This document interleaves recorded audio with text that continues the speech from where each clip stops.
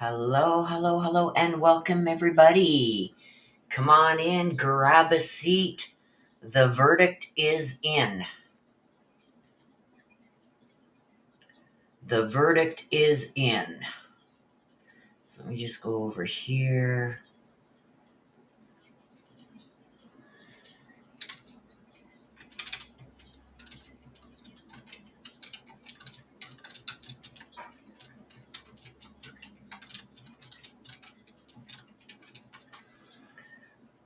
Okay.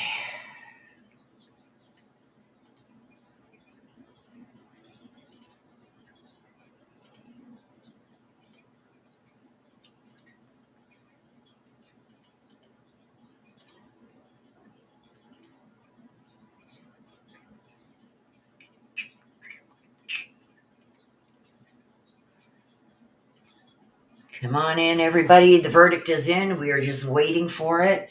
Now, I'm going to give you an update on what is going on. Let me just share this. Hang on a second.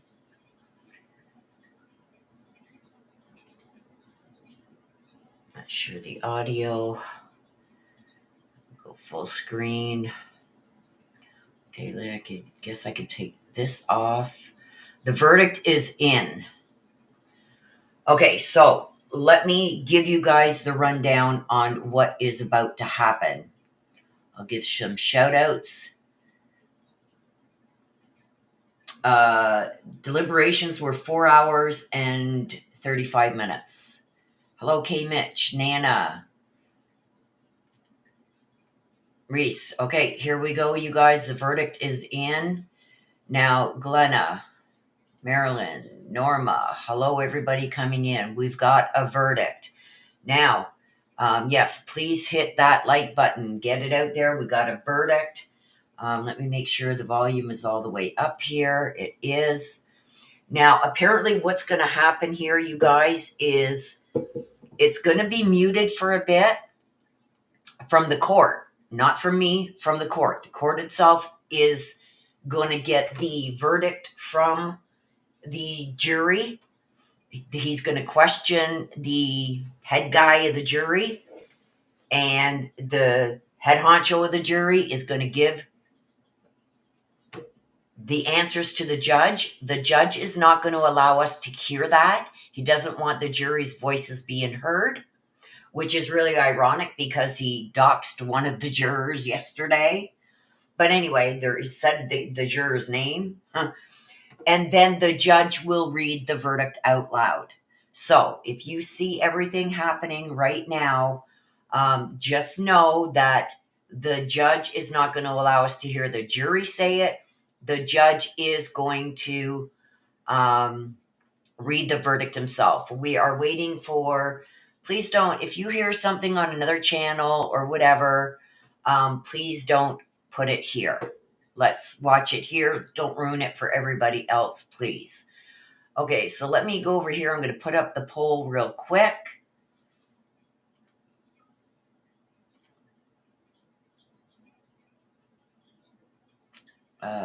Whoops.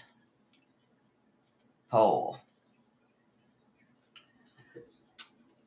What do you think the verdict is? Guilty. Not guilty. Or hung. Okay, the poll is up. Everybody smash on that poll. We got a bunch of people in here. Please smash that like button on your way in. Let's get this out there in the algorithm. I'll give a few more shout outs as we're waiting. Hello, Patty, Glenna, Crazy Graham, Alicia. Hello, everybody. Norma, I think I've said hello but I'm doing it again. Hello, hello, hello. Good morning. Peanut Shell, nice to see you. Marilyn, nice to see you. Sarah, nice to see you. Risa, K-Mitch is in the house. Shy in the house. Nana in the house. Hello, everybody coming in. Patty Ward, hello, hello. Ear Sinner, Hello, hello, hello. The judge yesterday, they were waiting for the jurors to come back in. He says, "Oh, so and so," and he said the juror's name isn't here. We got to wait for him. And he said the guy's name. Looby Loo. Hello, everybody. Welcome, welcome. Please smash that like button. If you haven't done so, pop out of chat. Go smash that like button. When you come back in, make sure you got live chat selected at the top of your screen so you don't miss nothing.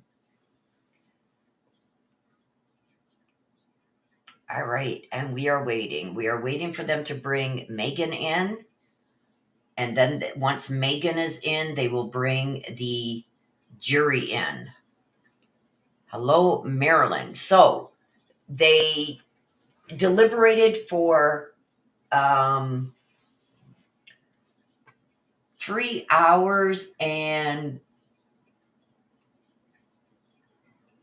3 hours and 40 minutes. So it's a quick verdict, you guys. That generally means it's either, I think it's guilty, but generally when it's that quick, it's either guilty or not guilty. Usually it's not a hung jury because usually they'll fight about it for a while, right? But don't forget, these people have been sequestered for over a week, not allowed to go home, not allowed to, do a lot of things. They can't go out and about, whatever. They have to be with officers at all times. Good morning, Summer Dawn. Nice to see you here. Welcome, everybody. We are waiting. The verdict is in. I'm going to put this back on the screen.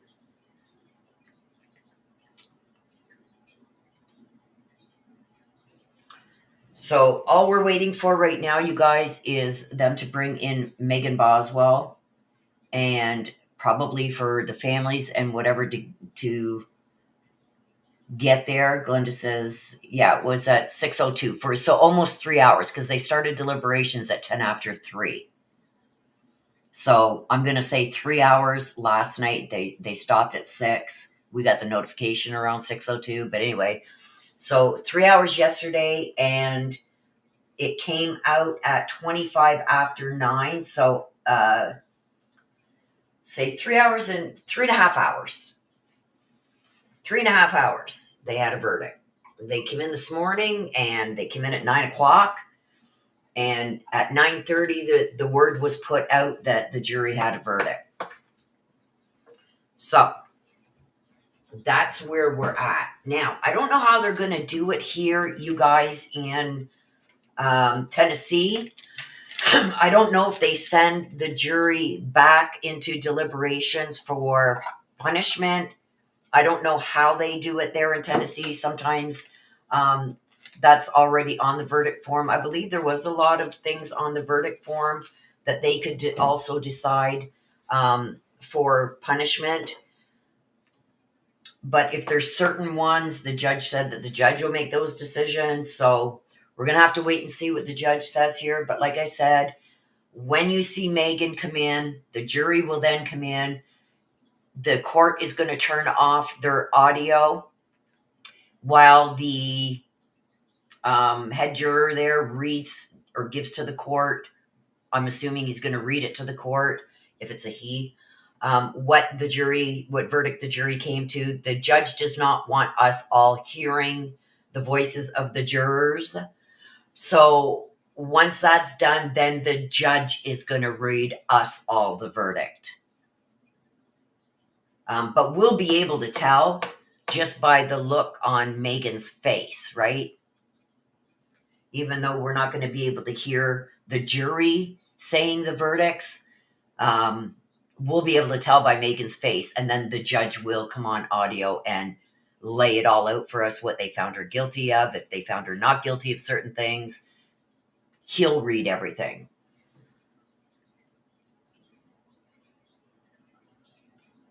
So it's kind of weird because I've never seen it done like that before.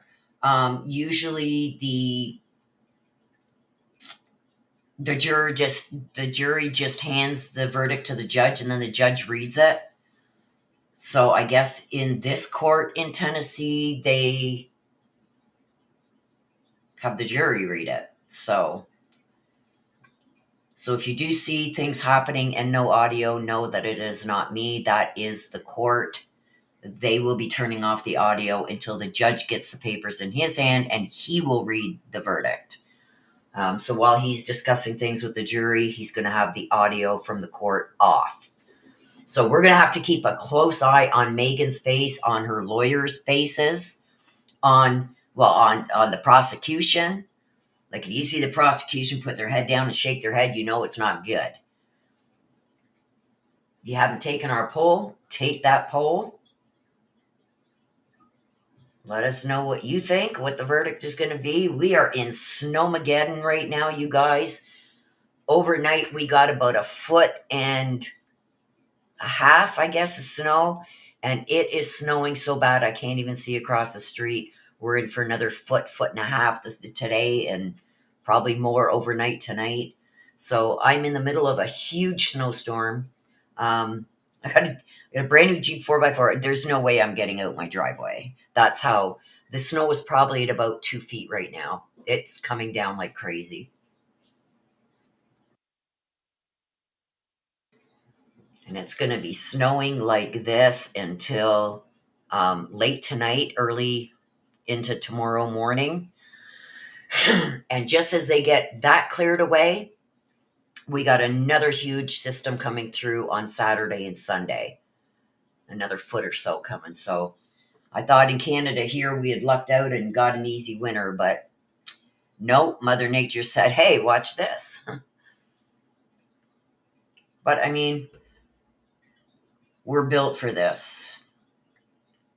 Yeah, K-Mitch says, I've not seen that as well. Where am I? I am in Ontario, Canada. I am right at, I'm not far from the U.S. border and the Quebec border in Ontario, Canada.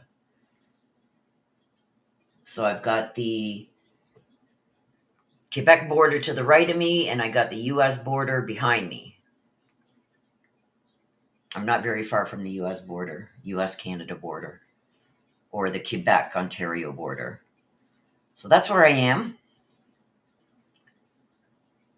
Crap, every time I put a caption up on screen, it takes off my verdict is in.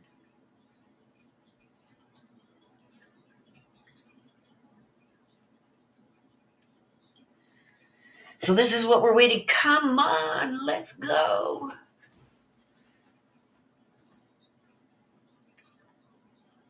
Risha says, I love shoveling snow. When we get snow like that, I go shovel while it's snowing and then go do it again. I've already been out once this morning and shoveled about like down my stairs and my walkway to the city sidewalk, and it took me 45 minutes. My sidewalk from the bottom of my stairs at my house to the city sidewalk is about 9 feet, 10 feet. But it's like over 1 foot of snow. So it's like, damn. And then all my stairs leading off my front porch down to my sidewalk. My driveway, I can fit like 4 cars in my driveway. And thank goodness I parked my car up enough. I left enough space for my son to pull in when he comes over. But thank God I didn't park. Usually what I do is I park way at the back. Okay, so here we go. See, court bars audio of 4-person reading the verdict. Megan's not there.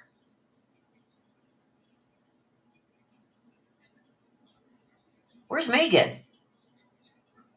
Why is Megan not in court? That is odd.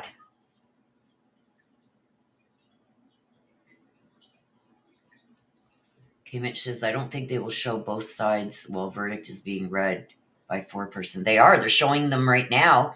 The 4-person's reading it right now.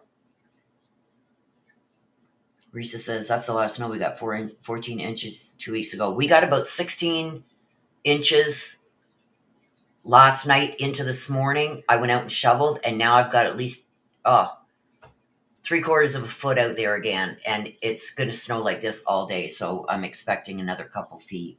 Here in Kentucky, it's cold and muddy. Weird. Yeah, this is really, really, really, really weird. I've never seen this before. And the foreperson is reading the verdict, and Megan's not even there. Like, what the hell? So as you see on screen, court bars audio of foreperson reading the verdict. The judge will repeat the reading of the verdict momentarily. So stick with us, you guys, so we'll hear the verdict together.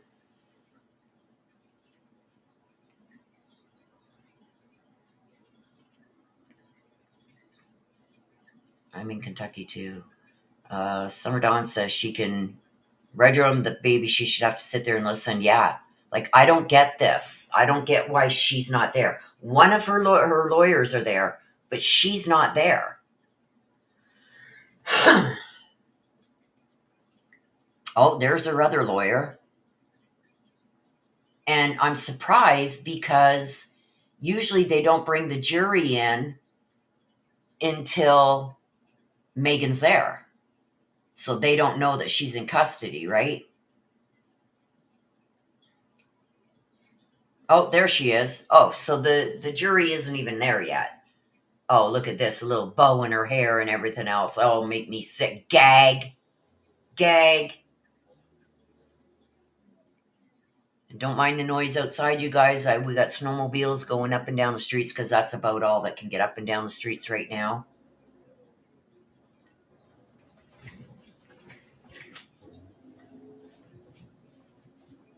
Oh, actually, it's not a snowmobile. It's my snowplow guy coming and cleaning my driveway out.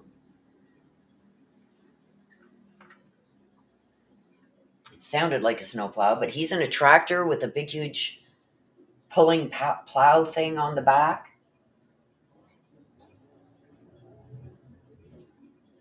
Woohoo!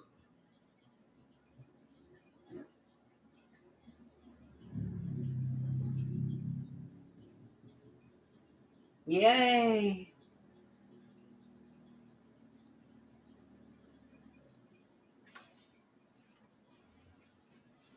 Sorry, you guys, I was just looking out the window there because I thought it was a snowmobile. Thought maybe my son was showing up on a snowmobile. But it's a big John Deere tractor, and they got this big, huge square thing on the back where they lower it down, they pull all the snow, and it builds up in that, and then it blows out of that into the pile along the side of the road. I'll go out and take a picture, you guys, once we see this verdict, and I'll show you how much snow we got so far, and it's snowing really bad. So we got another maybe couple feet going. Okay, let's see what everybody's saying. She's smiling. Was she? Sorry, I was looking out the window, you guys. I thought maybe it was my son showing up on a snowmobile. But this tractor is probably about the only thing that can get through this snow right now.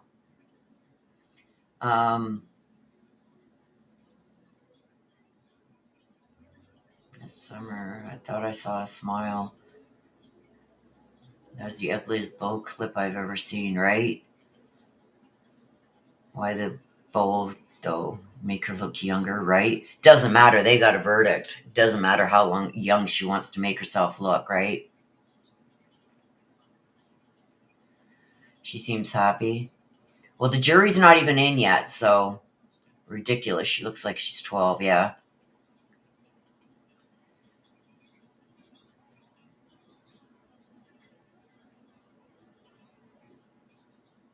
So we are waiting, and like I said, you guys, the judge is going to have the foreperson. Oh, what's this? He's meeting with everybody. Maybe he's hearing how ridiculous this sounds.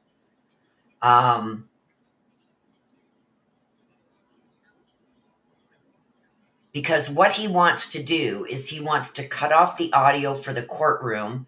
He wants the foreperson to read the verdict with the audio off, and then he wants to, with the audio on, the judge read the verdict. It doesn't make any sense. Like, that's a lot of verdict to go through. She knows she's cooked. Like she can't for 1 minute think that she's going to get a not guilty here. And because they came back so fast, there's no way it's a hung jury either. So I believe it's a guilty on everything.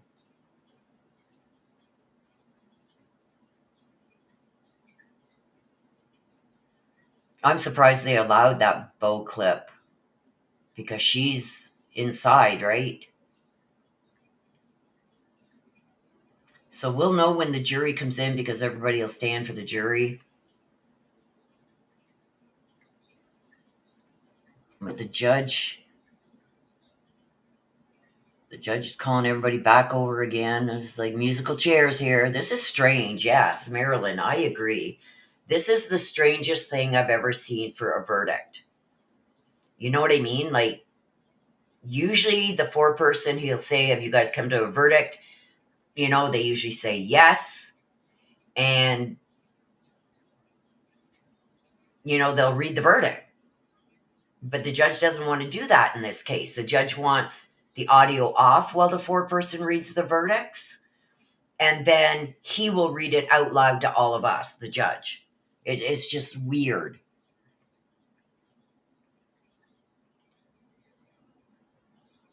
How do you know she's tapping her foot?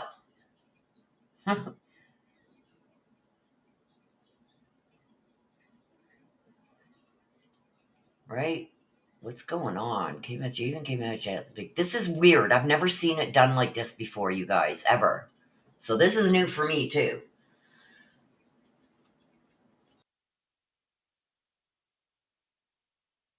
And here I thought that we were going to be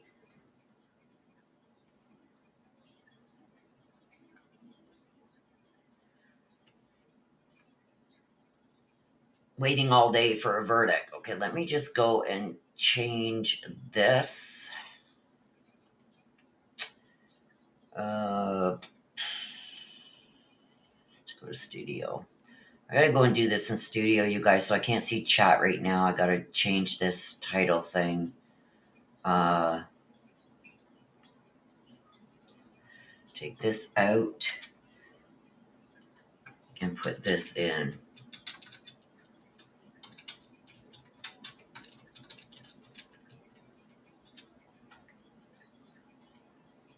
So here comes the jury. The jury is coming in. Maybe he's changed his mind and he's going to allow the foreperson to read the verdict. Let's hope. I just got to make sure. Okay.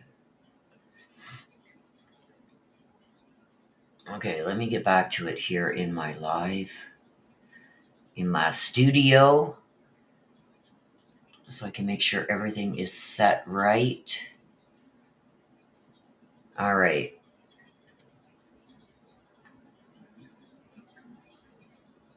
Oh, you can tell by your hands.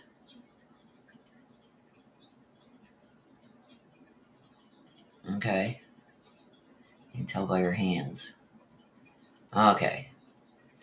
Finally, the jury is in. Hopefully, they allow us to hear it from the jury, but it doesn't look like we're going to, because the judge is now going to ask the judge. This is the weirdest thing, you guys, I've ever seen. The judge is asking the jury if they came to a verdict. So watch her face.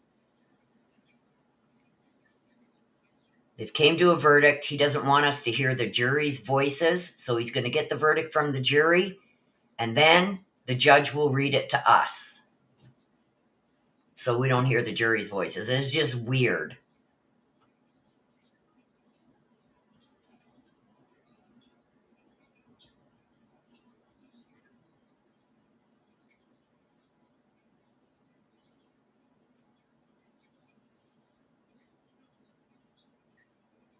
Evelyn was the cutest little girl. She sure was.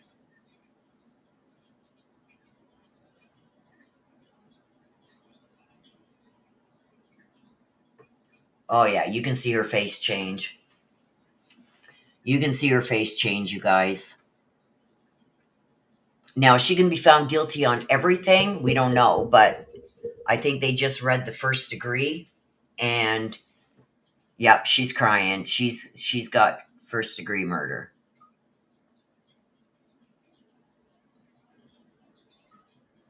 Yeah, she's done. She's cooked. She knows it. I want to hear it, though. I want to hear it from the judge. But yeah, you can tell by her face.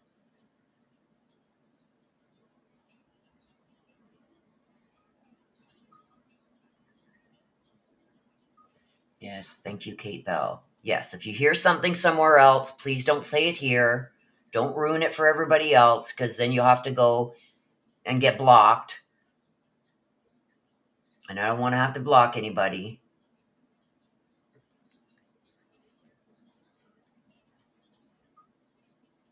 Yeah, she's cooked. She ain't smiling no more.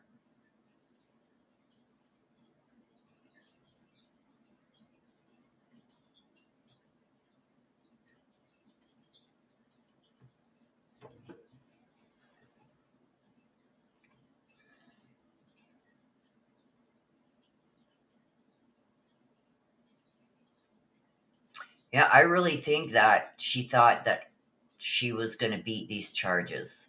Um, like I said, we can't hear anything right now because the judge isn't allowing us to hear it. But the judge is going to read the verdict once the foreperson of the jury has read it. Kimmich said, I didn't think they would show her. Oh, yeah, they show her. They're going to show her. So now they're going through all her other charges. I can't wait to hear it. Like, I don't know why the judge is pissing me off. I don't know why the judge is doing it this way. Like, let us hear the foreperson read the verdict. Why do we gotta be blocked from hearing the foreperson and wait to hear the judge have to go through it all over again? Yeah, you can barely see her lawyer's face, but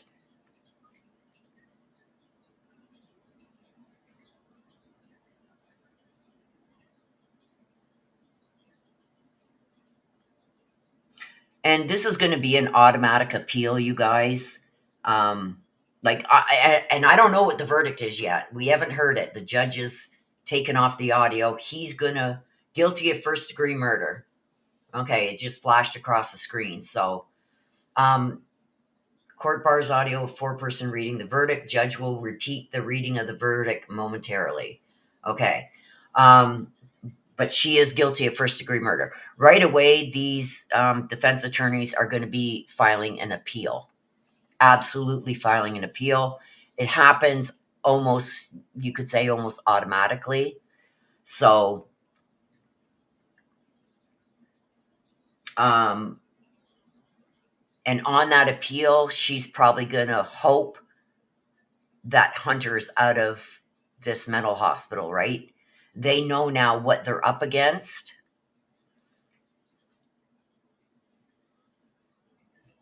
Mary Michael says, there's Mary Michael. Hey, girl. It says it's the judge's 15 minutes of fame. He wants to savor every second. I made an ear. Oh, yeah, it's already drafted. It's already drafted and waiting to be filed. They drafted that last night.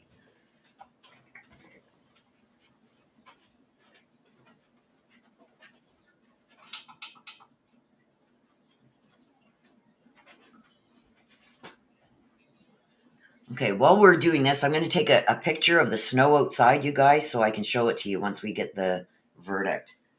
To what I'm dealing with.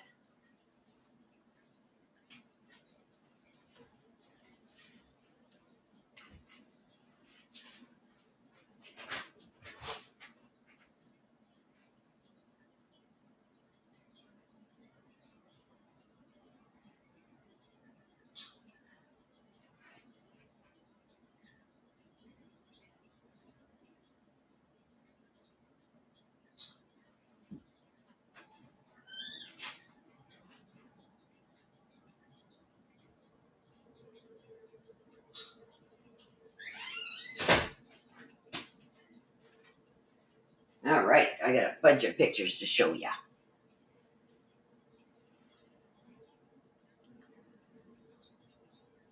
Like cars are buried. I'll take a picture of my back porch too. As we're waiting.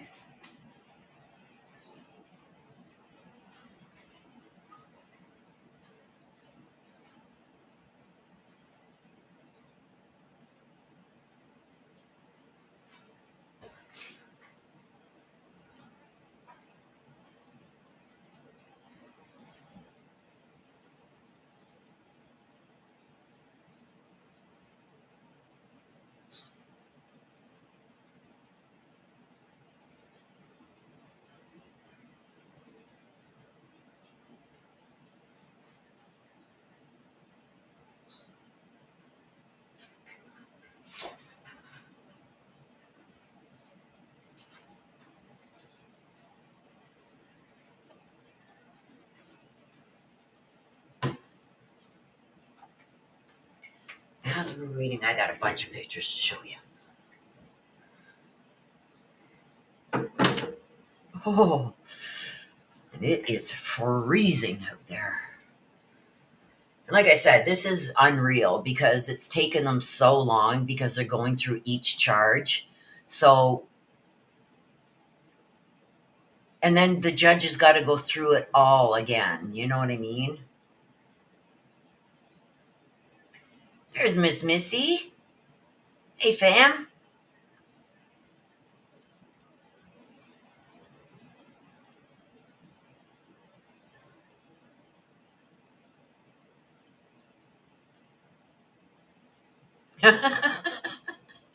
That's funny, Mary Michael.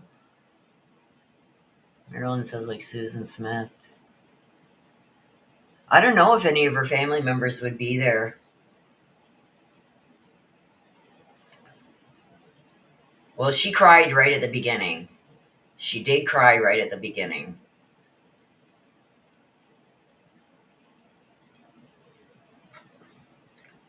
So thank you, everybody, for being here. Make sure you smash that like button, please. So just pop out of chat, smash that like, come on back in. When you come back in, make sure you got live chat selected at the top of your chat so you don't miss anything. Hey, Joy, nice to see you. Okay, so we're going to get it now. As soon as the judge starts talking, I will mute. And if you guys want to see the pictures of the snow that we've gotten so far, and we've still got probably another 12 hours of this heavy snow coming down, I'm going to show it as soon as we're done this.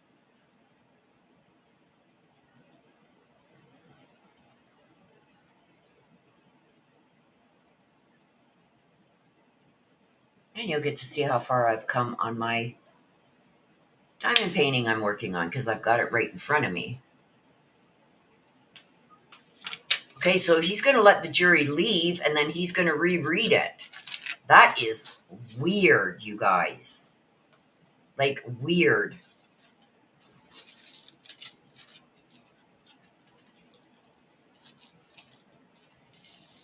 I've never seen it done like this before, ever.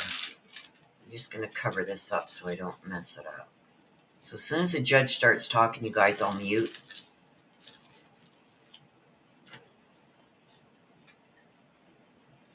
And then once the verdict and everything, there we go. The judgment of this court, you are guilty. In count 2, a jury of your peers having found you guilty of first-degree murder and the perpetration of a felony, it's a judgment of this court, you are guilty. In count 3, a jury of your peers having found you guilty of first-degree murder and the perpetration of a felony, it's a judgment of this court, you are guilty.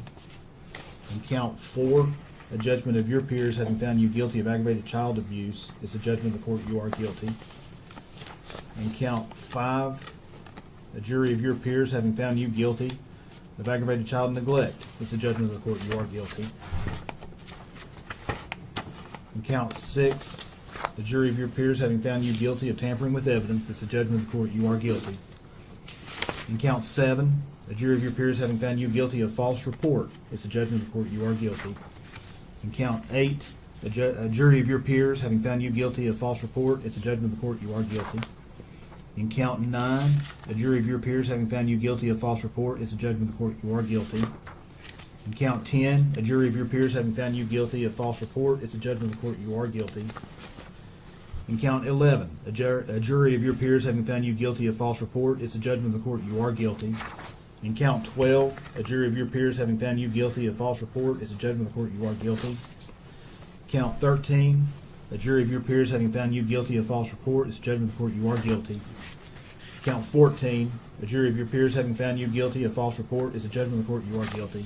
In count 15, a jury of your peers having found you guilty of false report, it's a judgment of the court, you are guilty.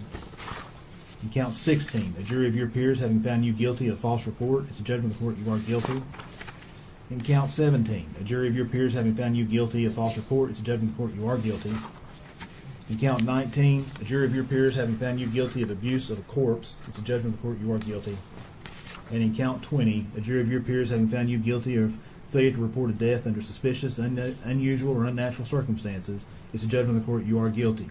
In counts 4 through 20, the jury did not assess a fine, so there'll be no fine assessed in those counts.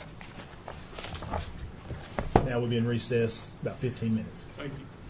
Court stands in recess. Okay, court's in recess for 15 minutes.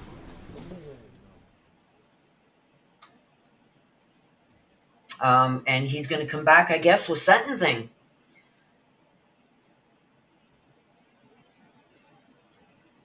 Okay, so let me put that up.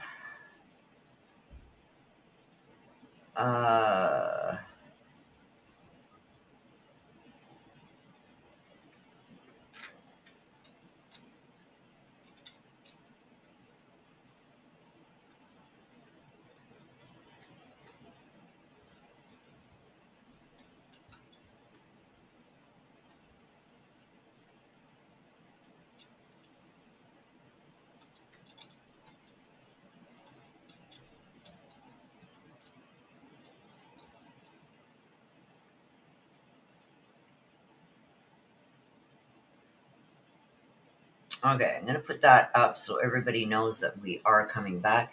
Do you guys want to see the pictures of the snow right now, or do you want me to wait until all this is done? Yeah, she's going away for the rest of her life. Like, that's done. But there's going to be...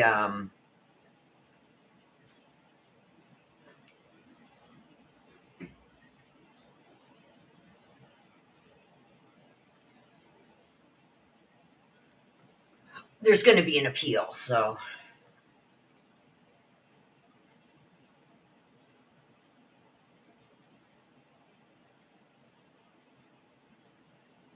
You want to see them now? Okay, so let me stop sharing. Like I said, you're going to see my diamond painting I'm working on. I'm actually down here now. I've just started doing this piece here. Show us the snow, you said. Okay, so hopefully this picks up on the camera. Let me see how I can... Oh, come on.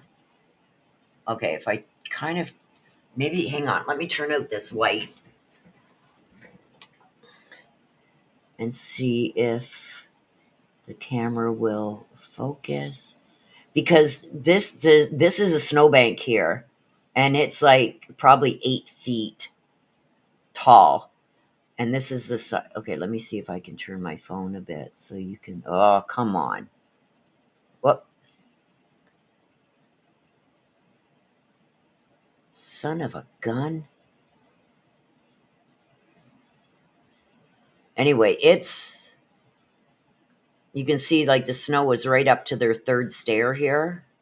These cars are snowed in. Hang on, let me get a better picture. Hang on. See if you can see this one. Oh, come on now. Oh, yeah, they're turning it a little bit. You can see how big the snowbanks are. There's a sidewalk down under here somewhere. This is where I started shoveling. Well, here is a photo of... I don't know if you guys use these green bins. They're about 3.5 feet tall. And here's the frame of my door. This is when I open my door. So that's how much snow it is. It's right up to the top of this. So about 3.5 feet there. That's my back deck. Look at it. It kind of shows how much snow there's there. There's a good almost 3 feet so far, because there's the base of my door.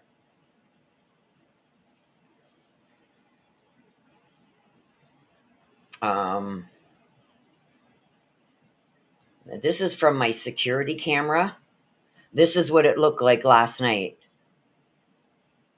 And now it's like you can't see any. It's buried almost up to the hood of my car.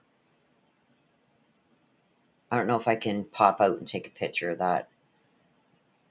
Let me see if I can pop out and take a picture. Oh, I can't because my front deck is all covered in snow. But yeah, there's tons. There's tons. And it is still snowing like crazy. And they're saying getting another 40 centimeters this afternoon on top of everything we got. And the snow was like coming down really heavy. Okay, so let me get this back up. And let's do this. There we go. Okay, so it is the sentencing phase next. He says, wow, that's a lot of snow. Yeah, and it's still coming. And we have tomorrow to clean this up because another storm like this is coming through Saturday and Sunday. Yeah, it's somewhere down there. There's a street somewhere down there. I went out this morning, and when I got to the bottom of my stairs and stepped in the snow, it was up over my knee.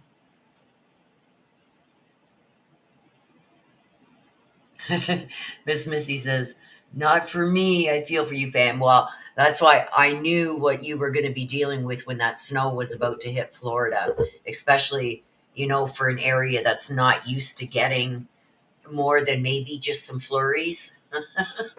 But we're built for this. So it's just we got too comfortable this winter because usually by the end of October, we have a good foot of snow. And this year we got a little bit before Christmas and then it disappeared. And the last, I'd say 2 weeks, week and a half, 2 weeks, we just been getting nailed storm after storm after storm. So yes, thank you, members of the jury, for a job well done. It's too bad Hunter wasn't sitting right there beside her. Marilyn says, I couldn't handle it. My mom was out this morning shoveling with me, and she's 74. She was out shoveling. Like, I tried to get the most of it. I'm not supposed to be doing it, but I've got no choice, right? My son can't get out of his driveway. So I'm sure once his snow removal company gets his driveway plowed out, he will be over. And the older guy, he's 60, I think he's 66 or 67 now. He's pretty good shape, though. I rent a room to an older guy. You never see him. He never comes out of his room except to go to the bathroom, and maybe once in a while he comes downstairs and comes into the kitchen.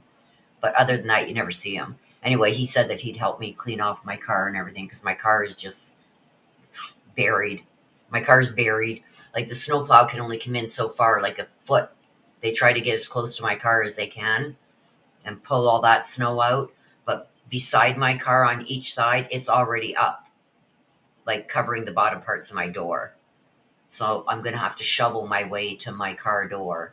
And then he said he'd clear it all off and shovel that area out for me. So, but yeah, my mom was out there. She's 74. She was out there doing some shoveling this morning.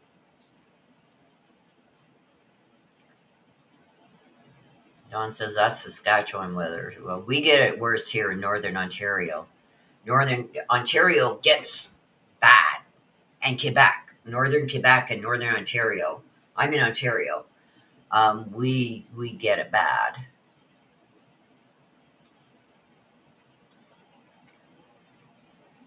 Especially if we get a northeaster coming in, instead of coming from the west, when we get the storms that come in from the east, or we get a Colorado low, Ontario gets nailed because we're surrounded by the Great Lakes. Lake Huron, Lake Ontario, Lake Michigan, Lake Erie, and Lake Superior. Ontario encases that. So the Colorado lows, which we're getting right now, is always bad because we get all the snow coming off Lake Ontario. And then if we get a storm from the east, again, I'm right at the Ontario-Quebec border along the St. Lawrence River. We get nailed.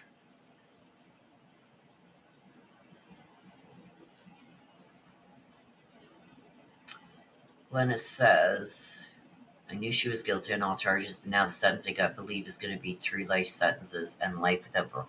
I think she's going to get life without parole. And she's just going to get additional years added on for the other charges. Risa says, I'm 59. I want to shovel forever. I'm not supposed to be shoveling. I love shoveling too, but I'm not supposed to. Marilyn grew up in Cleveland, Ohio. Because of my back, right? I got a broken back, and then that fall down the stairs. You guys all know what happened there. Just re-injured my back, and then fractured my S1 and a fracture in the back of my neck now, and now I'm full of arthritis. So I'm still waiting on my back surgeon from one of the major hospitals in Ottawa. And the waits here for surgeons and stuff. Like, I'm not, if I was in serious, like this could kill me condition, I'd get in quicker. But I mean, nothing's going to change between now and a few months. So yeah, she'll never get out. She'll never get out.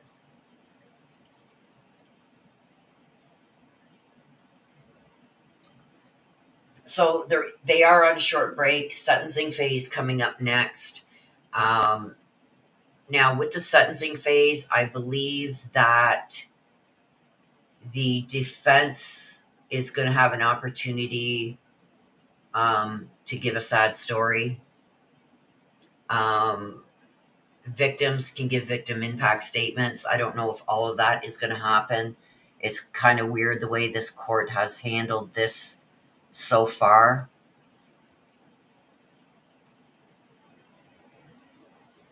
Oh, yeah, I definitely agree. Life without parole.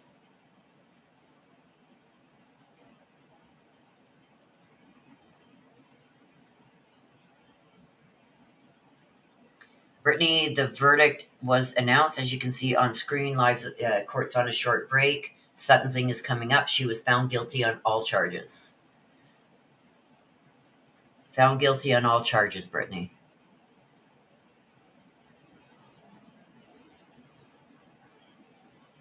So now we're just waiting for the sentencing phase. Like in this phase, you know, the prosecution is going to let anybody speak that wants to speak that's been impacted by what she did. I don't know who they would call. You know what I mean? Like, who is even the father of this baby? Like, does this guy even know that he has this daughter, and now this daughter is deceased, and that this? Oh my God, Lord help me!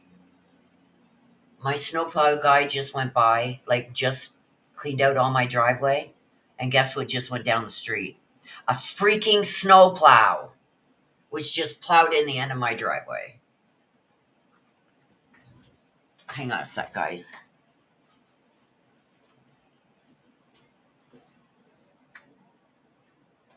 Yep. There's a good 1.5 feet of snow now at the end of my driveway. I ain't really worried about that because I got a Jeep 4x4. I can get through that if I need to. But my snow guy will be coming back around later, so.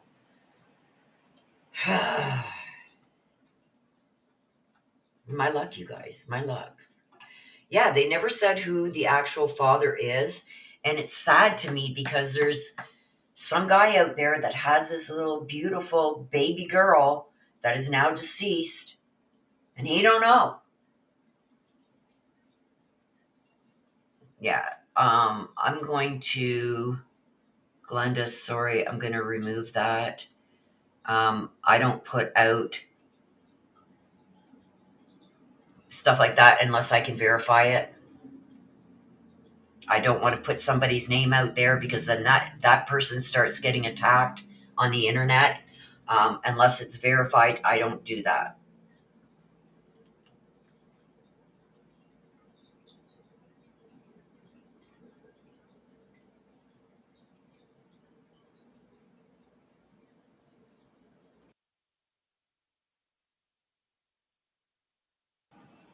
Actually, you said it was mentioned on the news.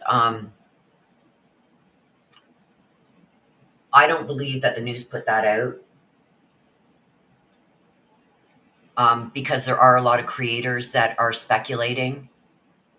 So I'm not going to put it out there. I was talking with a couple of other creators this morning, and they both said too that there's a bunch of different names that are going around of who the father could be. So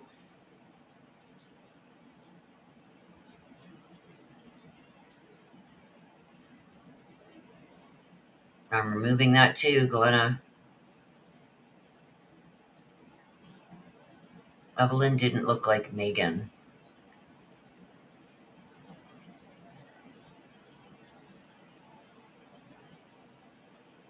I don't want initials put out. I don't want a name put out.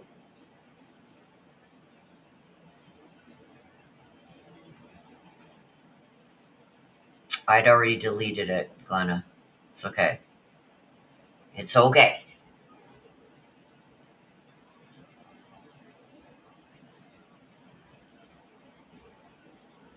It's just we don't do that there because that way I don't get drawn into drama. Yeah, and that's why I don't do it. Now, if it does come out and I can verify it, then have at it. But until I can verify it and I know 100% and that the guy even knows that he's had a chance, like I don't want to see anybody else that has nothing to do with this being attacked and everything, because you know what some crazy people on YouTube are going to do? They're going to go after him like, you asshole, you this, you that. Why didn't you take care of your daughter? You could have saved her life. They're going to attack him. And this poor guy doesn't even know he's the father. You know what I mean? So it's like, that's why I don't do that.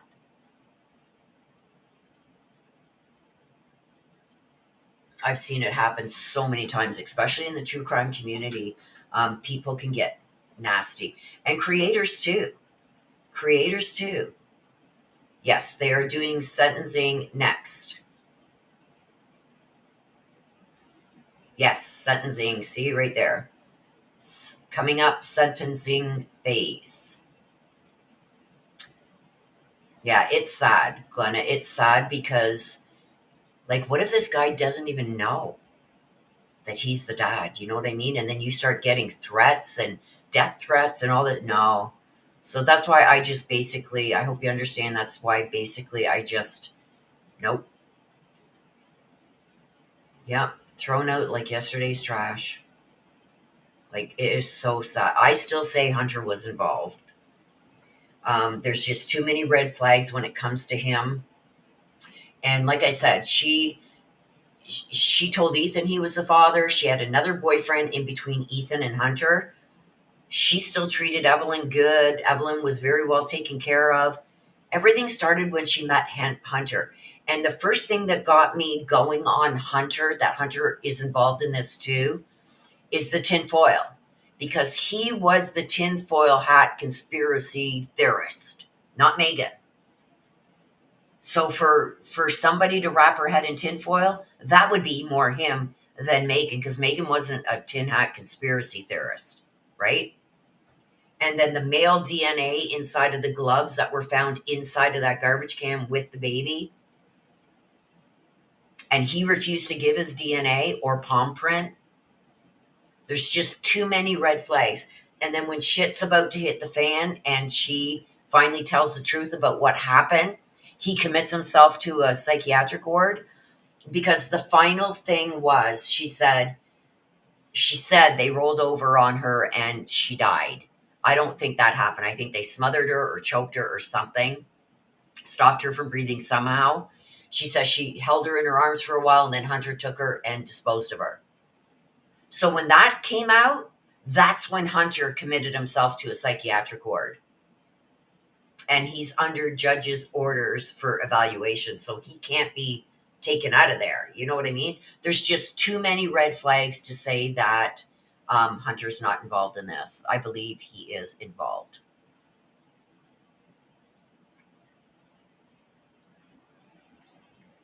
And everything in her life started going downhill when she got with Hunter. Hunter didn't want nothing to do with Evelyn, and she didn't want to lose Hunter. They're showing pictures of this new house that's being built, saying it's their new home. going out shopping for new furniture. She's seeing money, right? She didn't want to lose Hunter. Hunter wanted nothing to do with Evelyn. And for him not to know something was up,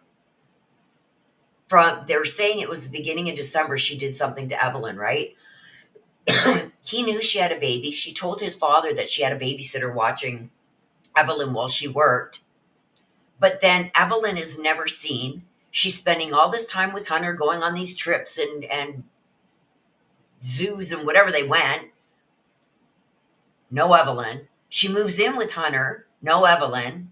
Nothing of Evelyn's. But she told them she had full custody. Father wasn't involved. She had full custody. Don't tell me this guy didn't know something was up, right?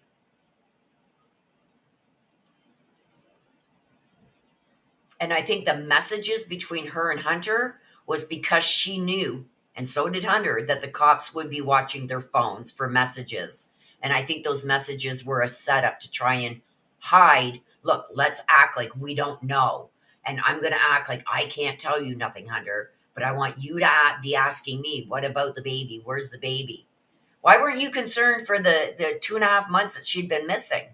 That she was nowhere to be found? Okay, we're back.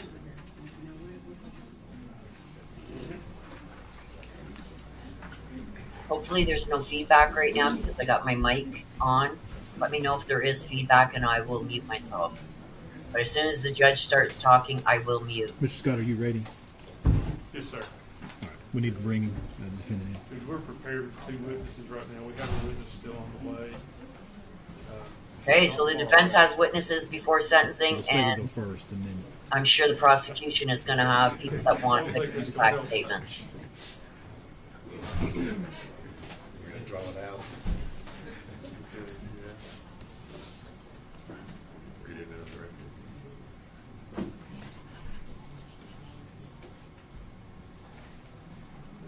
written. Does she not want to come? She doesn't want to face everybody? What? What's going on here? Yeah, well, yeah, we talked about that. Come on, you biatch.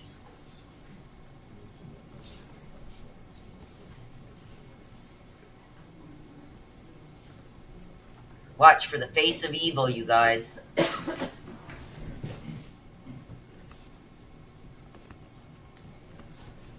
going to see the face of evil right here. There it is. Face of evil. The daughter of a devil.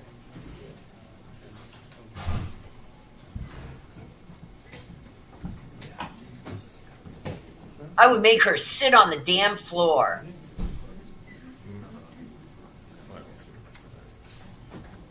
So what we just heard is the defense has 2 witnesses and the prosecution has people that want to make victim impact statements.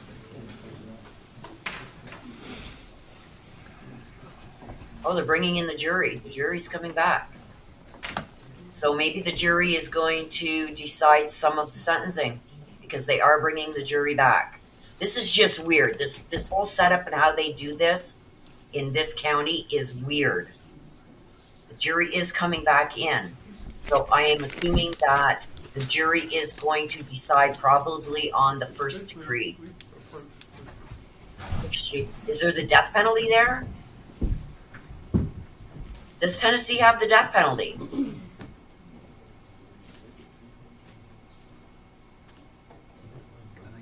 What's he changing up now? Like, come on, Judge. Like, what? Don't be doing this shit. The judge is laughing. Like, this is not a time to laugh. So I wonder who these 2 people are that are going to come and speak for Megan. Probably her dad. I would assume her dad. And maybe her mother or her grandmother or her foster mother. So I would be making this biatch Everyone stand, please. sit on the floor. Sit on the floor up against the wall. Want to act like an animal, a rabid animal? We're going to treat you like one. Put a chain around her neck. Yeah, it's all jacked up for sure. Like the way that he's doing You things. may be seated. Thank you. Okay, here we go. I'm going to mute.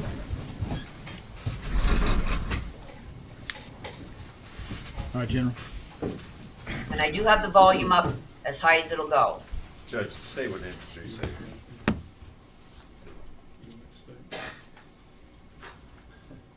I'm sorry.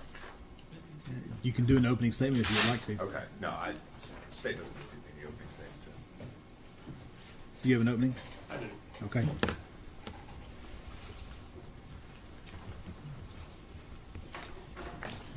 Ladies and gentlemen, although I may not agree with your verdict, I respect your verdict, I respect you.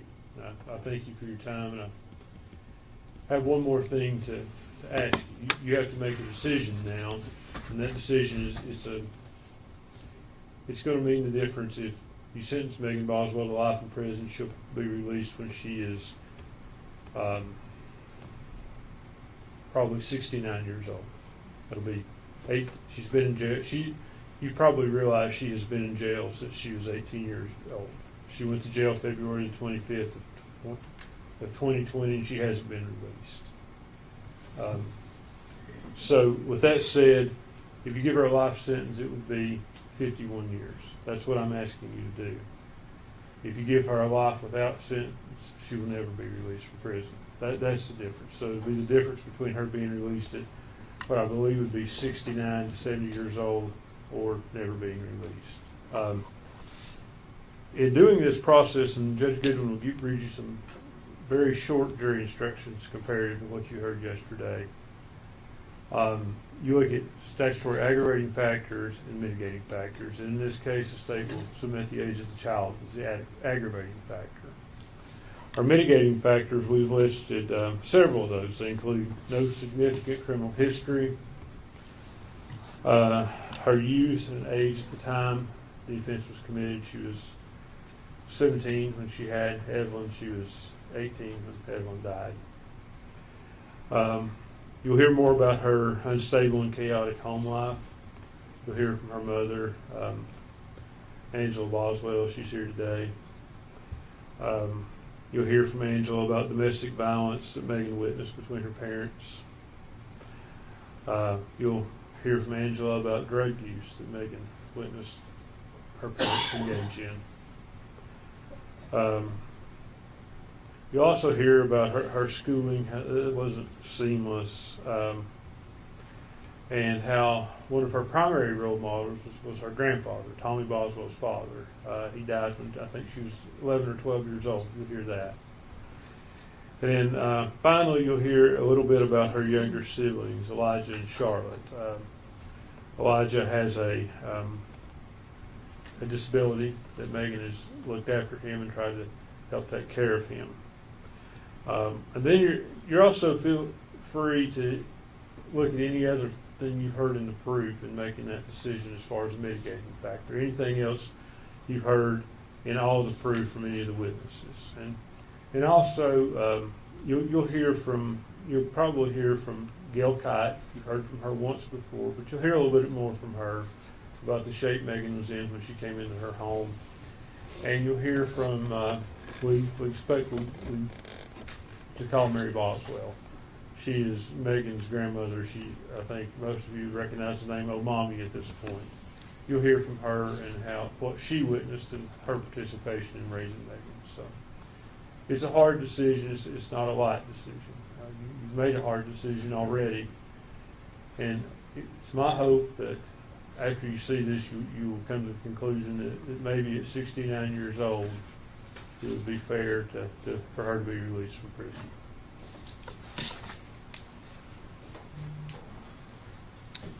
All right. General, proof.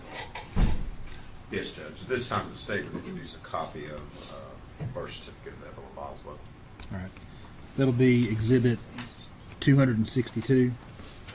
I'm going to keep the exhibits in sequential numbers, but I've started a new sheet for the sentencing part.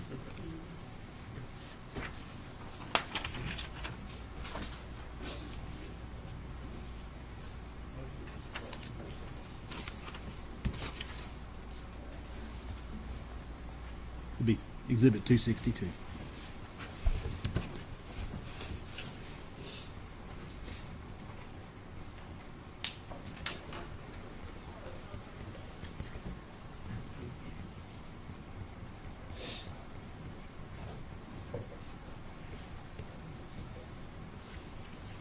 Any other proof, Joe? No, Judge, that's state press. All right. Mr. Scott? Could we call Angel Boswell? Angel Boswell.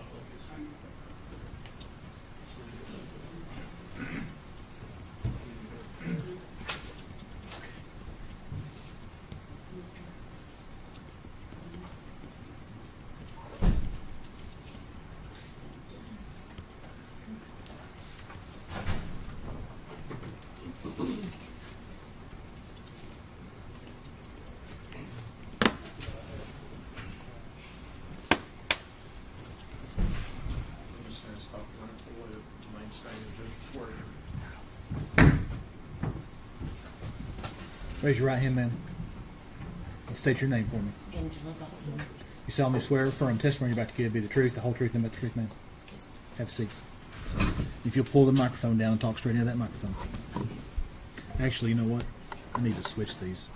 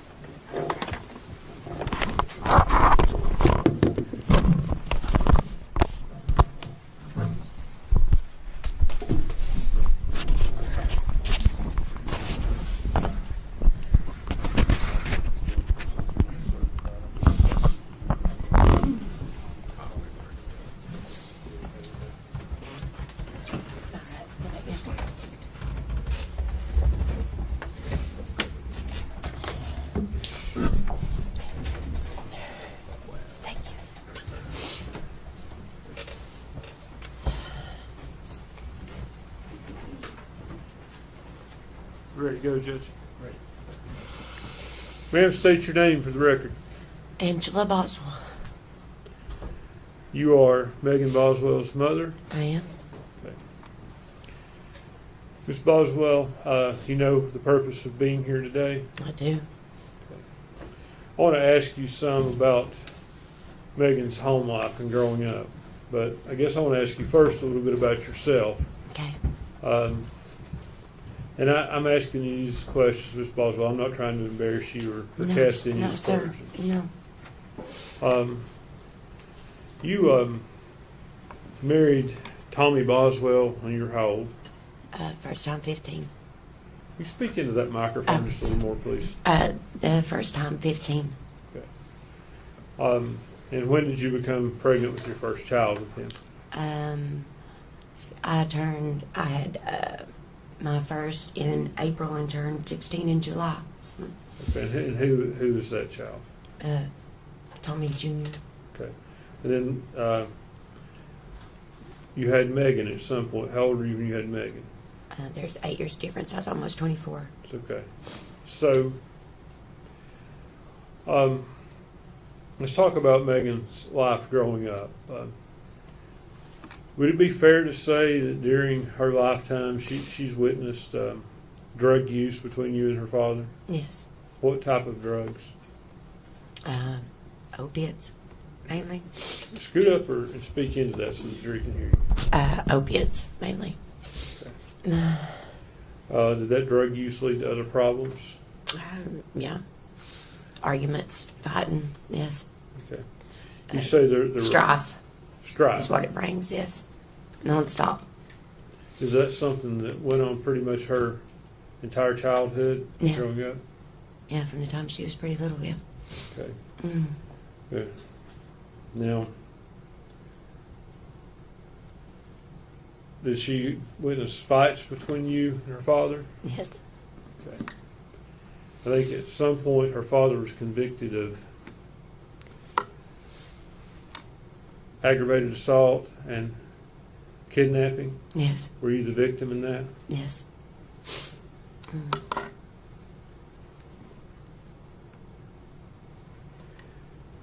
Do you remember ever taking Megan to any AA meetings with you? Yes, I did. How old was she when you did that?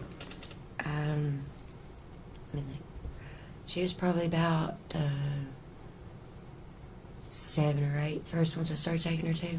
7 or 8, 8 or 9, somewhere around in there. Yeah. Now she, due to the strife in your home, was she raised by her grandparents to some degree? Yes. Okay. Mm. What were their names? Mary and Danny Boswell. Okay. Mary Boswell, would that be who's known as a mommy? Yes. Mm.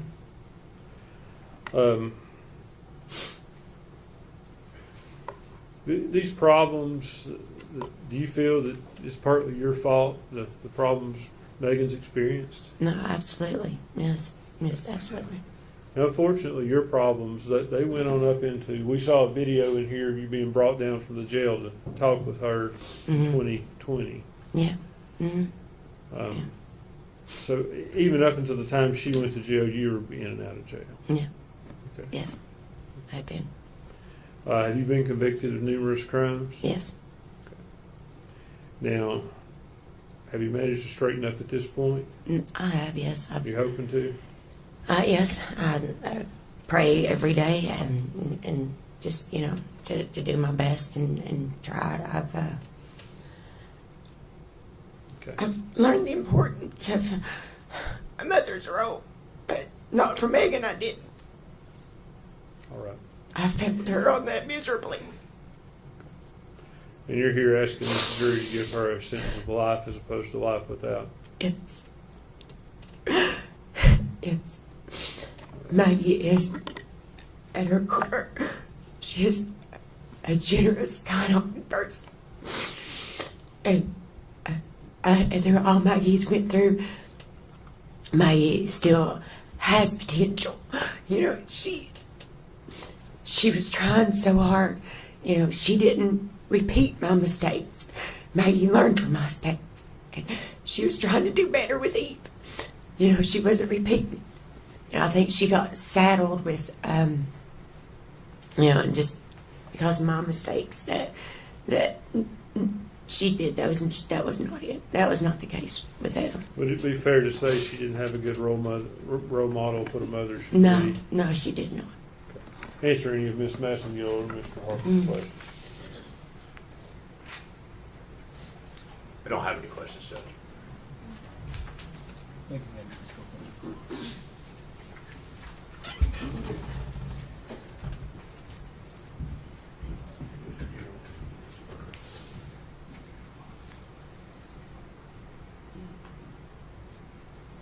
Judge, at this time, I have some judgments of conviction on Tommy Boswell I'd like to put in by agreement with Mr. Harper. No objection, Judge. Okay.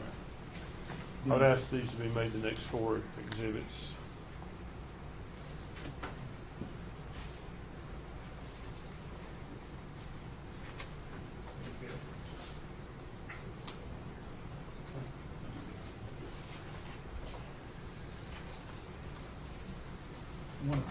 Mr. Scott, I want to enter the case number 61078 as exhibit 263, and the other 3 pages are 3 counts of the same case, so I'll make that a collective 264.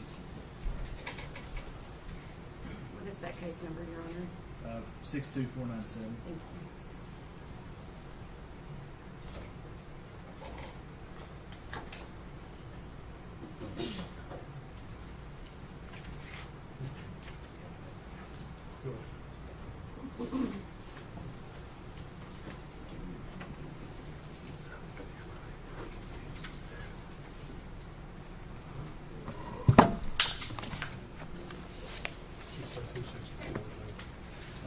Yeah, the first page is 263, case 61078, and case 62497. Those 3 pages are 264.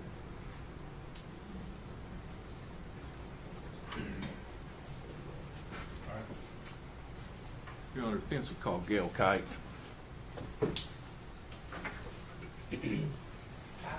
Kite. It's KYTE, right? I believe so, Your Honor. I'll have her spell it. I think she was a witness in the trial, but I'll go back to that.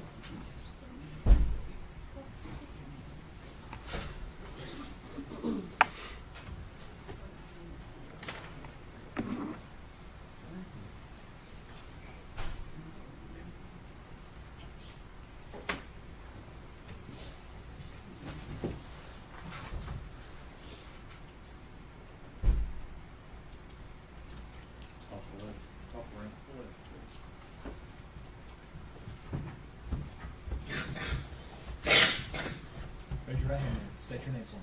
Gail Kite. Ms. Kite, do you solemnly swear from the testimony you're about to give to be the truth, the whole truth, and nothing but the truth, ma'am?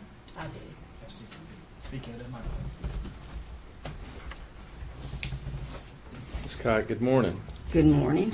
And just so I make sure here, spelling your last name, is it K-Y-T-E? It is. And Ms. Kite, you've previously testified in this hearing as a state's witness, is that correct? That's correct. Well, thank you for coming back for this part of it. I know Ms. Boswell appreciates that. How long have you been working in foster care? 15 years. Do you remember when Megan Boswell came to you? I do. Do you recall what kind of shape she was in or state? She was in bad shape. She was one of the worst children that I'd brought in as far as neglect. What do you mean by that? She was very malnourished. She's very skinny. Her hair was matted to her head with lice. Impossible to even get a comb through. Okay. Well, when she came to you, were you given any background? I imagine in foster care you're given background or information of where this child is coming from. Were you giving any of that? I was. And what were you preparing for? In the intake papers, it mentioned trauma. It mentioned rape. Did it give you any background or any information about her family background or makeup? Not really. Okay. Now, you said she came to you with lice. What did you do to try to help Megan? Well, I took her to a beauty shop because there was no way to even begin to get a comb through. It was horrible. The beauty shop wouldn't touch it. They told me I offered to pay him $100 to go out back to cut her hair. And they said that they couldn't do it. Finally, the agency that we were with found a beautician that met me at a church that was willing to come in and give Megan a haircut. They gave her a bob, which looked really cute on her. But even after that we could get a comb through, it took close to 3 weeks, maybe a month, to get rid of the lice. Were just so bad. I had to get prescription medicine from the doctor. We got 2 bottles of that. I bought the comb that you run through that's supposed to kill the lice. And I know I practically traumatized the poor child because we'd go out on the porch and I'd run that comb through trying to make sure we got all the lice, and she'd sit there and tears would run down her hair. She got tired of me. It wasn't a pleasant situation. And then even when you do that, you still got to go through, you've got to thoroughly clean the bedding.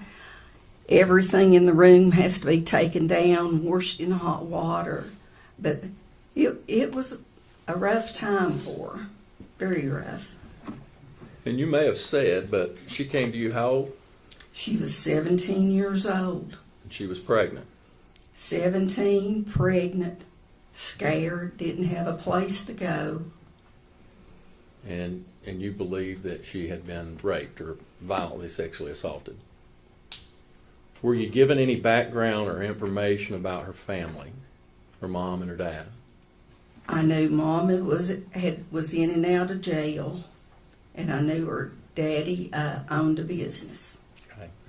Were you able to come to the opinion that she essentially came from a dysfunctional family?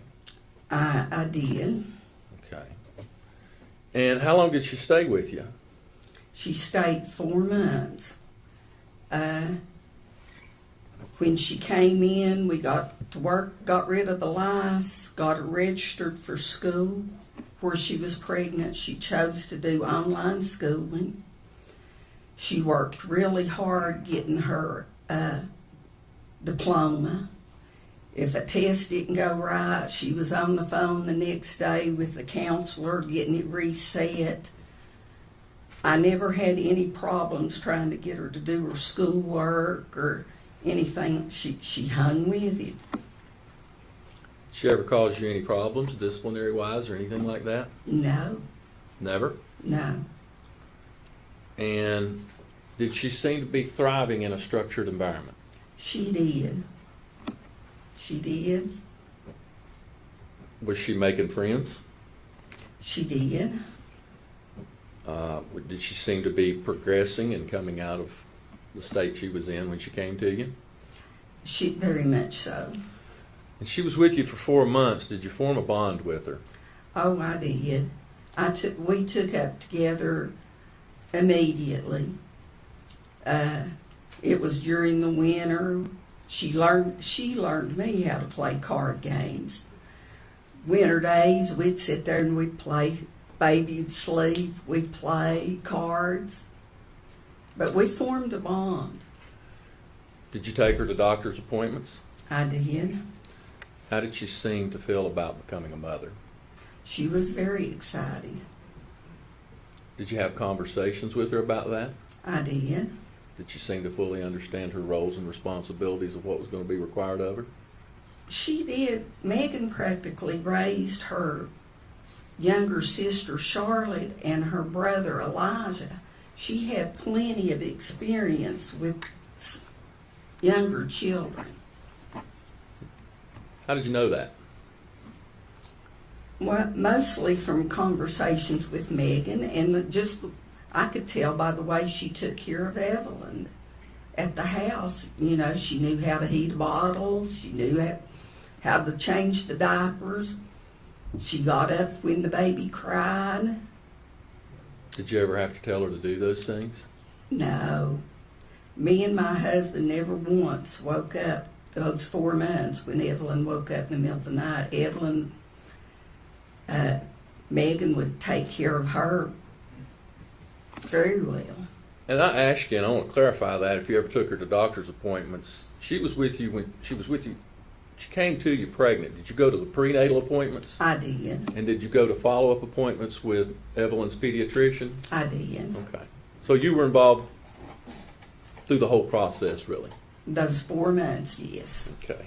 At some point in time, was Megan taken from your home and placed back somewhere else?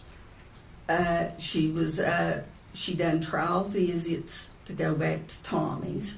Okay. There was a process in the foster care system. I understand. She done weekend visits, or at first it was just visits, and then it led to weekend visits. How did she feel about that? She seemed okay with it.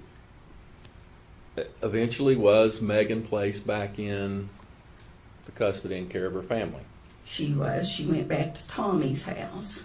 Tommy, you mean her father? Yes, Okay. And did you maintain contact with her? I did. How often? We texted back and forth it wasn't a daily time, but I want to say once a month, couple times sometimes couple times a week. It's just according to what was going on and what pictures she had took of Evelyn. When you were talking to her, did you eventually learn that maybe things were kind of getting back off the tracks again? I did. In April, I received a call from her foster care worker saying that Megan had been needed some help and would, even though she had was out of the foster care system. Would I be willing to go and help her out? And I said, no problem. So I called Megan. She told me that her mother had dropped her off at a church. She had drove off and left her and Evelyn there. She had took Evelyn's diaper bag, the baby's supplies. So I told her I'd be right there. I went and picked her up. We went to Walmart, bought baby bottles, formula, diapers, the stuff that a baby would need. Where did you take her?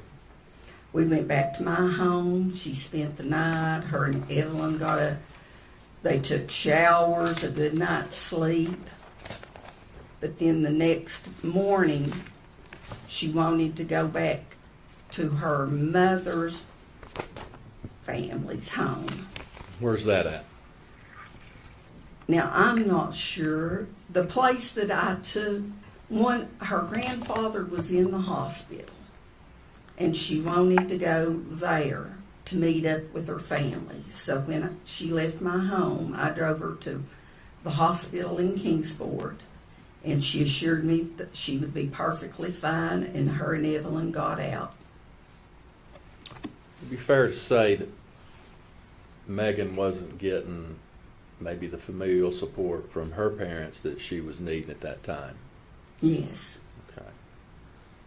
Okay.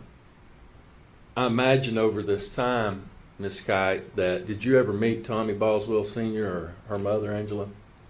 I had never met Angela, but I'd met Tommy several times. You said you agreed that she probably come from a dysfunctional family. Let me ask you this. She lived with you for 4 months and you stayed in contact with her after she moved out. It's your opinion, you know her, you talked to her. Do you think Megan ever knew what a normal family looked like? No. No. Did she crave that? I think so. Was she wanting that for Evelyn? I think so. Well, it's obvious why we're here today. You know why you're testifying. Are you asking this jury to just give her life? I am, with the possibility of parole. This child has been traumatized. She's made bad mistakes that has to be paid for. But I think she deserves a chance to come back out to the real world. I don't think she's irredeemable. I think she can become a functioning citizen.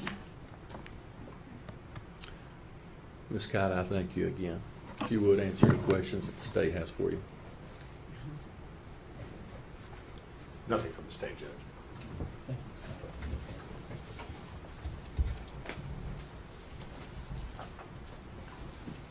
Judge, we call Mary Boswell.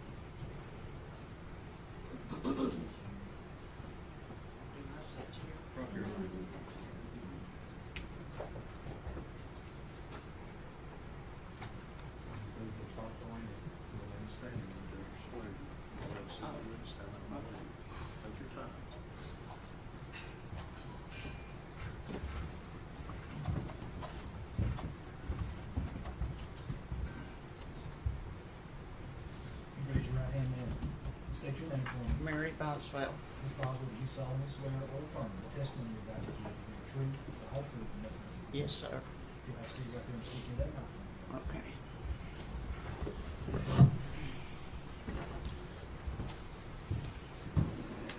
Ms. Boswell, Mm-hmm. I'm Gene Scott. How are you? Pretty good. We're here today because the jury's trying to decide how long Megan will have to stay in prison. I want you to, I guess, your name is Mary Boswell. Not Mary Boswell. Okay. How do you know Megan? Sir, How do you know Megan? she's my granddaughter. Okay. Are you Tommy Boswell's mother? Yes, sir.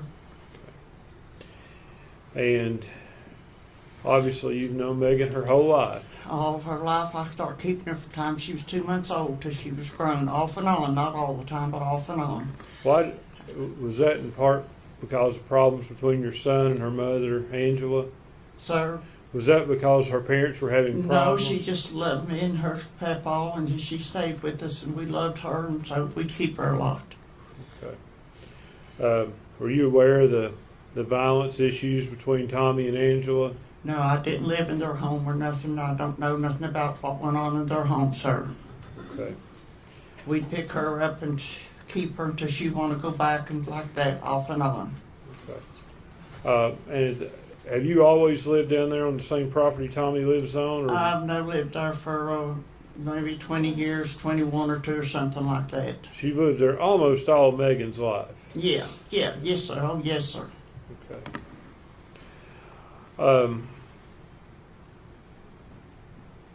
And you're aware, you told me, I think, one of Megan's role models was your husband, your late husband? Sir, Your late husband, he was one of Megan's role models? yes, we loved her like she belonged to us. Okay. And, when did he pass, ma'am? 11 and a half years ago. Soon be 12 this summer. So that would have been when Megan was, I guess, what, Yeah, maybe 12 years old or something. 12 years old? Mm-hmm. Did you see that take an impact on her? Yes, it did. Okay. And are you here asking this jury for leniency today? Yes, sir, I am. Asking them not to give her a sentence of life without parole? I hope they don't, sir. I love her like I hope they don't give her the sentence like that. I'd love to give her my home if I could take her home today. That's how much I love her. I understand. Thank you, Ms. Boswell. Answer any of Mr. Harper or Ms. Masseyville. No questions, Judge. Ms. Boswell, thank you so much. Okay, I'm leaving. Thank you for going down there.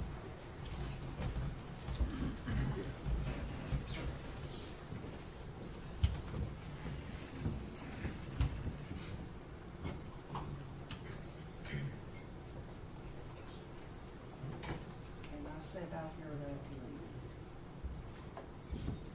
That's not so please recall. You're welcome to stay in the courtroom. Okay, thank you. We approach.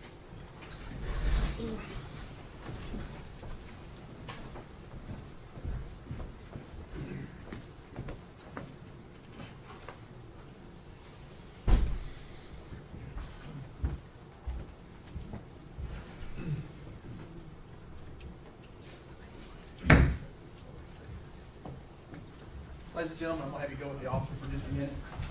It won't take long. Everyone stand, please.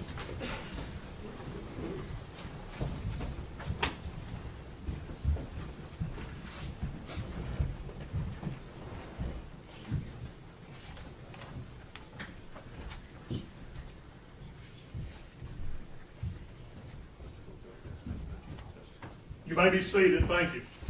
Now approach.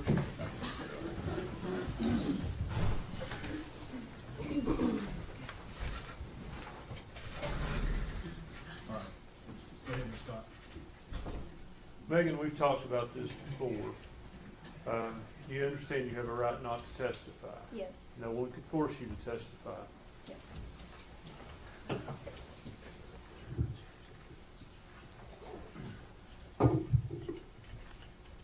We'll start this over since we didn't have the microphone up. Megan, you understand you have a right not to testify, and if you don't testify, the jury may not draw any inferences from that failure to testify. Do you understand that? Yes, Likewise, you have a right to testify. No one could keep you from testifying if you wanted to. Yes. After consulting with me, Mr. Horn, and talking about your case and hearing what's happened here in court and all the evidence, do you wish to testify or not? No, You do not wish to testify? I do not wish to testify. And Ms. Boswell, you're still under oath from yesterday or the day before. You understand that? Yes, sir. Do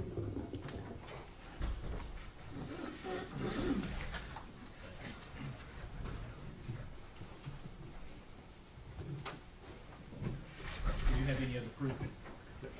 And before we bring the jury in, one thing that I forgot to do yesterday was when we excused the alternates, I took the contents of one of their books and the cover page, and I gave that to the court reporter, and that would be designated as Exhibit A, the letter A, for identification only, so that it's part of the record as to what those notebooks were that they took back. All right.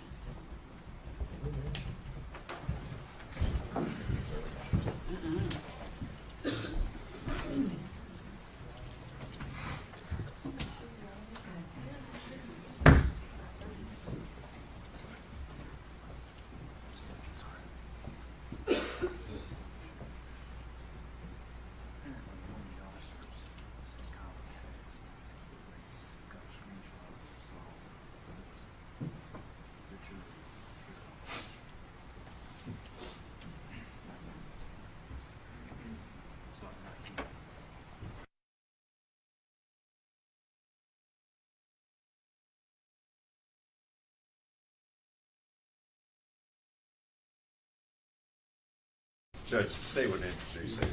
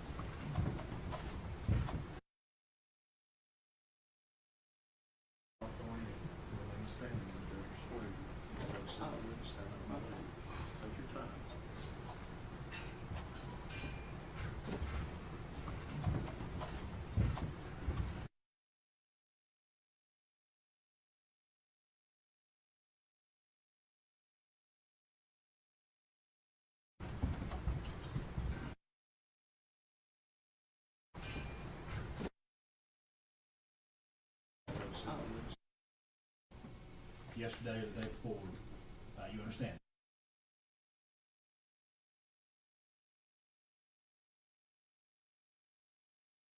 Is there any Mr.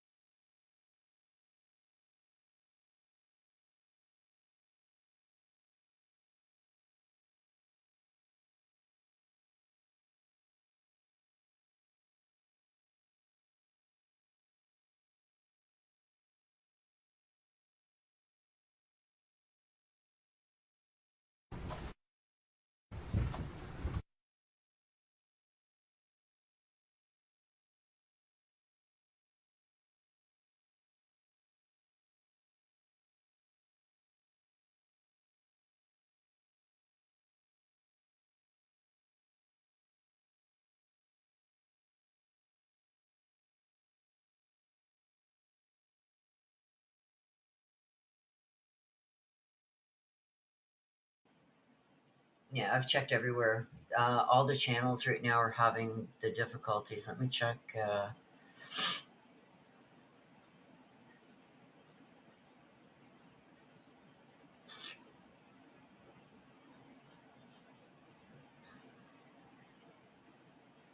me check here. Yeah. I even looked at Law and Crime, and I don't like using Law and Crime, but even Law and Crime, their video is frozen. Everybody's freaking out.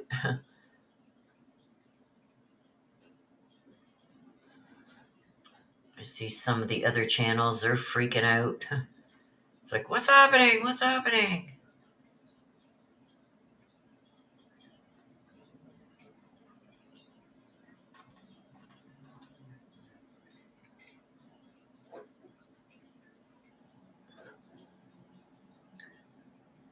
I'll put L and C up too, but like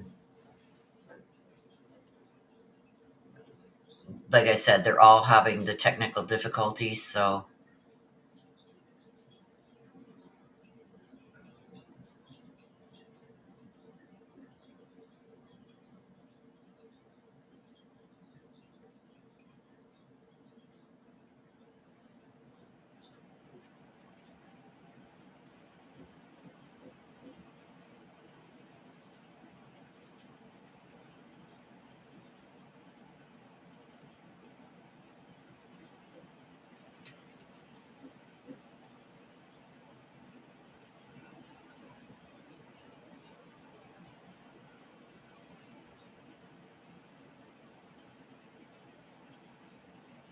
I'm just checking around you guys to see if it's being shown anywhere else, but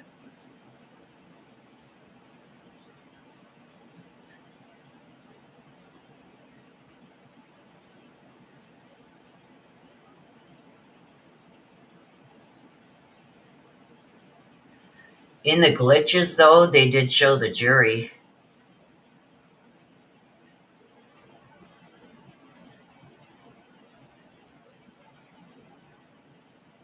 Oh no. Let me take a picture of this. Hang on, you guys.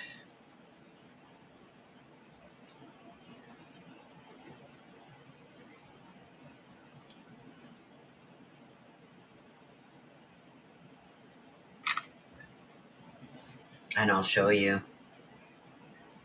They showed the jury. Oh my God. So the judge could have cut the feed. I'm going to show you this picture because I'm going to keep this up. Hang on a sec. Let me see how much more they showed. Okay, I'm going to get rid of that. Here, I'll stop sharing this so I can show you. There, you can see my painting again. Here it is from Law and Crime. Look at, the judge probably cut the feed because look at, they showed the jury. These are people on the jury. They showed pictures of the jury. So I think somebody told the judge and the judge cut the feed because clearly you can see jury members right there. 1, 2, 3, 4. 4 jurors right there.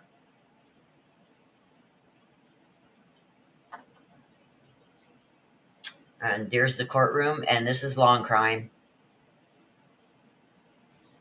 So we know that yesterday the judge doxed one of the jurors, said his name. We know that the judge had already warned the camera people about showing computers and or jury members or anything like that. Let me get this off. I'll put this back up just in case it comes back up.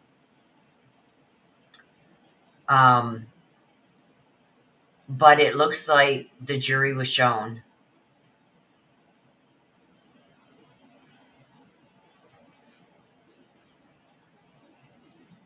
No, I know, Summer. It was like, okay, what's going on? Who's playing with me here? Yeah, I think the judge is going to cut it because they showed the jury. I just showed you the picture of it. Marilyn, I just showed the picture. Scroll back for a minute and you'll see where when Megan's grandmother is going up to the stand, they showed the jury. Just scroll back a little bit and you will see it. I take this off the screen and I put the picture up for you guys to see. It's saying technical difficulties, but I think the judge cut the feed. Let me go over to Twitter.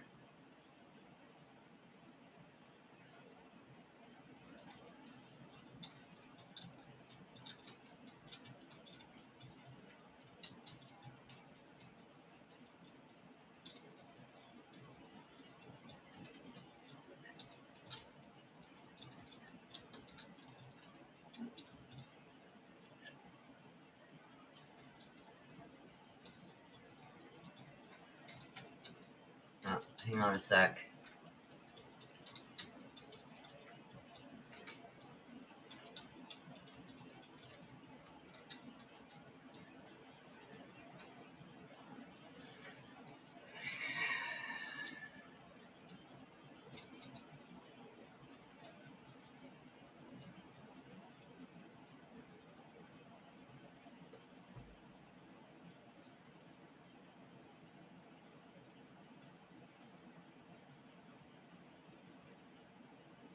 Okay, let me search here. Hang on.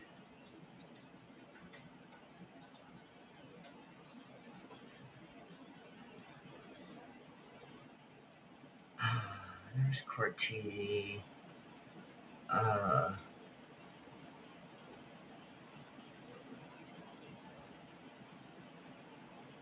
latest. I'm searching, you guys, to try and get information.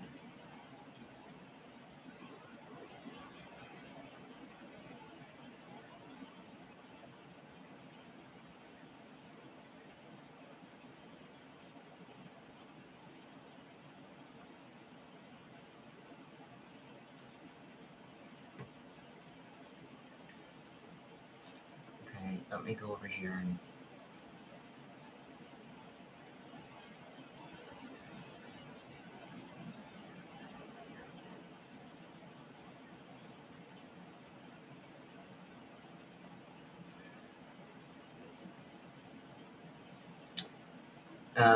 hang on a sec, you guys. Let me mute for a second.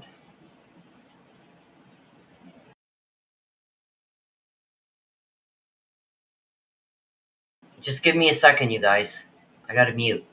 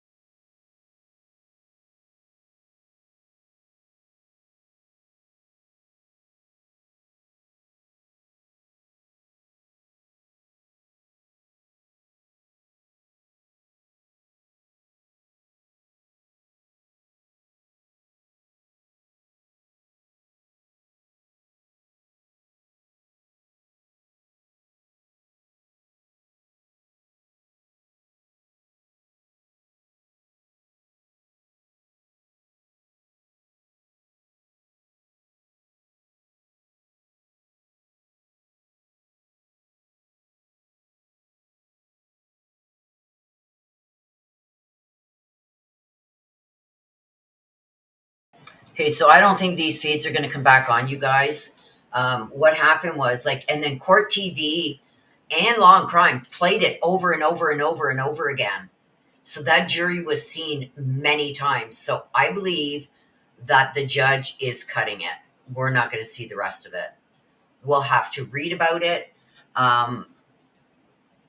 later down the line, but they are not going to, I don't believe that they're going to come back. Not from what I'm seeing and hearing. They're not going to be back on. It is Law and Crime, I believe, that had the cameras today.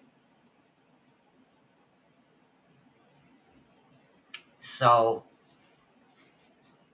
I mean, we can sit around and wait, but let me just check over here again.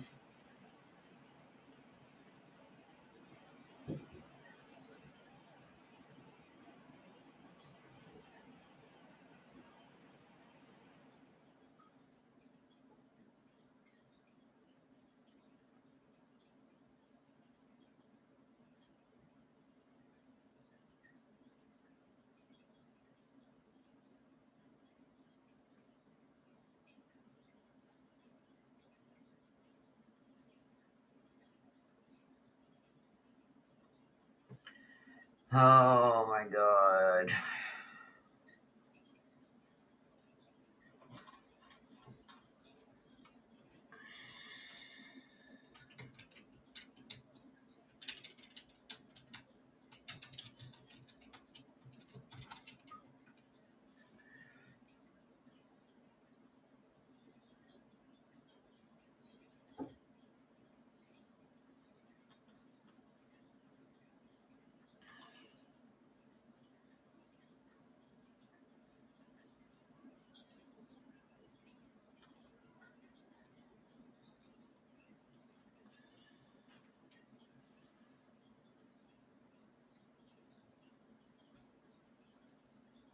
I'm trying to see if there's anybody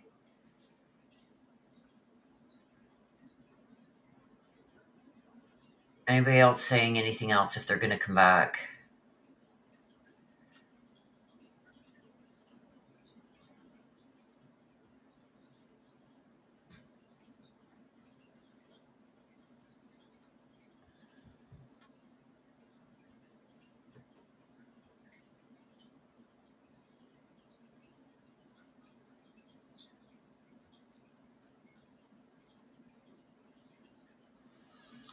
Yeah, it doesn't look like they're coming back, you guys. The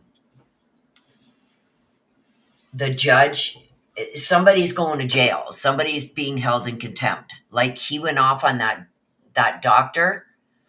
He's already gone off on the cameraman before and said, once more, somebody's going to jail. And now they showed the jury. But it's like you're calling the kettle black because you doxed a jury last night. You know what I mean? Like yesterday, he said one of the jurors' names.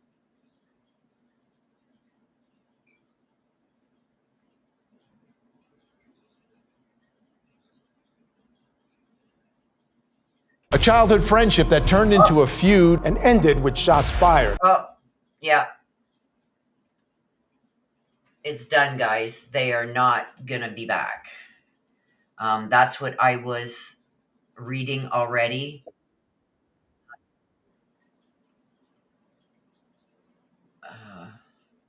Let me just check over here. Yeah. The feeds are cut. Did anyone see the faces clearly? I just showed a picture of it. Yeah, you could see. Hang on.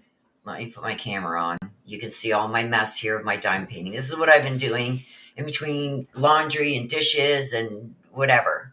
And watching the snow. The snow is still coming down like crazy. Hang on, I'll show you.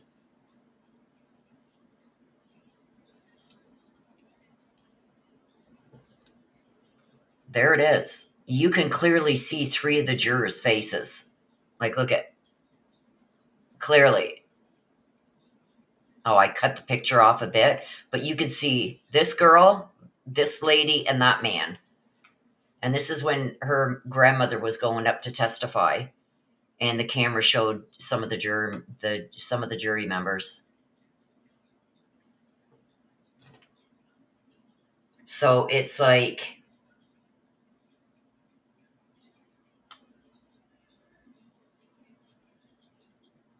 somebody's going to jail. Somebody's going to jail.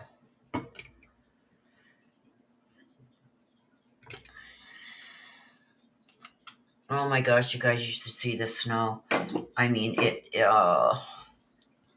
it's horrible. So we're going to wrap it up, you guys. We'll have to wait and see what comes out, I guess, in the news as to what she's sentenced to. It's a shame that we can't see it for ourselves. But this is what happens when people don't follow the rules. And I mean, these camera guys, this isn't their first rodeo, and they should, especially with people going up to the stand, they should have taken a little bit more care, right? It wasn't Court TV. It was Law and Crime that was in there today, videotaping. It's a poll camera, right? Everybody uses a poll camera. So each day, say Law and Crime's in there one day, Court TV's in there another day, one of the news stations is in there another day. They take turns putting out the feed, and then everybody just grabs theirs from that feed. Today it was Law and Crime, I believe, that was in there. Okay, so we're going to wrap it up. We'll have to find out what happened from people that are in there. I'm sure it's going to be a debacle. I'm sure somebody's going to jail. We'll wrap it up for today, and thank you for watching. Sorry it ended this way. Not my doing. So I'll end it like I always do. Please take care of yourselves. Please stay safe. Always be aware of your surroundings. I love you guys to the moon and back. Bye-bye for now.